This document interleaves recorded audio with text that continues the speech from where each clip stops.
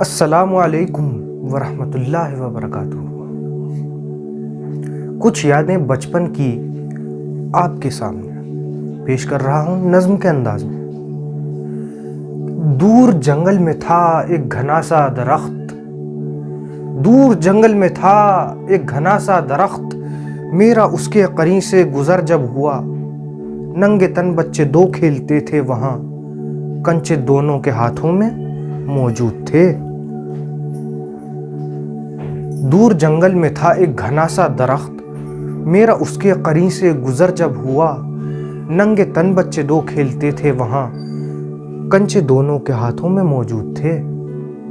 खेल में दोपहर हो गई थी उन्हें, फिर अचानक किसी बात पर जाने क्यों हाथापाई हुई और फिर ये हुआ, गालियां एक को एक देने लगा और ये कहने लगा देख लूंगा तुझे।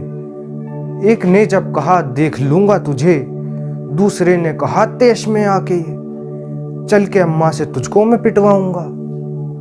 पहला उससे लिपट कर ये कहने लगा खाल घर चल के तेरी मैं खिंचवाऊंगा। इस तगोदू में घर को वो चलने लगे, पांव शिद्दत से दोनों के जलने लगे, फिर यकायक वो दोनों लगे दौड़ने, मैं वहीं पे खड़ा मुस्कुराता रहा, देखकर बस उन्हें सोचता ही रहा, बीते लम्हे भी ऐसे मेरे साथ थे।